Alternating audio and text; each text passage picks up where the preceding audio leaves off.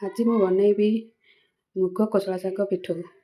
ମୁଗ, ଜିରା, ଲଙ୍କା, ରସୁଣକୁ ଏମିତି ପାଣି ଦେଇ ଅଧଘଣ୍ଟା ପାଇଁ ବତୁରେଇ ଦେବା, ଛାଡ଼ିଦେବା। ତାକୁ ଗୋଟେ ଘୋଡ଼ଣି ଘୋଡ଼େଇ ଦେଇ ଅଧଘଣ୍ଟା ସେ ବତୁରି ଯାଉ। ବତୁରି ଗଲା ପରେ ଏପଟେ ମୁଁ ଶାଗକୁ ଭଲସେ ବାଛିକି ରଖିଛି। ଅଧଘଣ୍ଟା ପରେ ଏହାକୁ କାଢ଼ି ଦେଇକି ଗୋଟେ ଗ୍ରାଇଣ୍ଡର ଖୋଳରେ ଦେଇ ତାକୁ ଭଲସେ ମୁଁ ବାଟି ନେବି। ଏମିତି ବାଟି ନେଲି। ତାକୁ ସାଇଡ଼୍ କରି ଗୋଟେ ଜାଗାରେ ମୁଁ ସେ ବଟାକୁ କାଢ଼ିଦେଲି। ତା ଦେହରେ ଲୁଣ, ଲଙ୍କାଗୁଣ୍ଡ, ହଳଦୀ, ଆମର ଅରୁଆ ଚାଉଳ ଗୁଣ୍ଡ, ରାଶି 2 ଚାମଚ ଖଣ୍ଡେ ରାଶି ପକାଇଲି। ତାପରେ ଏମିତି ଭଲସେ ଗୋଳେଇ ଦେଲି। ଗୋଳେଇ ସାରିଲା ପରେ ମୁଁ ବେସନ ଆଉ ଟିକେ ଦେଇ ତାକୁ ଭଲସେ ଏମିତି ଗୋଳେଇ ଦେଲି। ଗୋଳେଇ ତାକୁ ସାଇଡ଼୍ କରିଦେଲି। ଏପଟେ ଶାଗକୁ ଯେଉଁ ଧୋଇକି ବାଛିକି ରଖିଥିଲି ତାକୁ ଭଲସେ ଗୁଣ୍ଡ ଟିକେ ଅଳ୍ପ ଅଳ୍ପ ଟିକେ ଗୁଣ୍ଡ କରିଦେଇ ତାକୁ ଏମିତି ତା ଦେହରେ ପକାଇଦେଲି। ପକାଇ ଦେଇ ଭଲସେ ତାକୁ ମିଶାଇ ଦେଲି।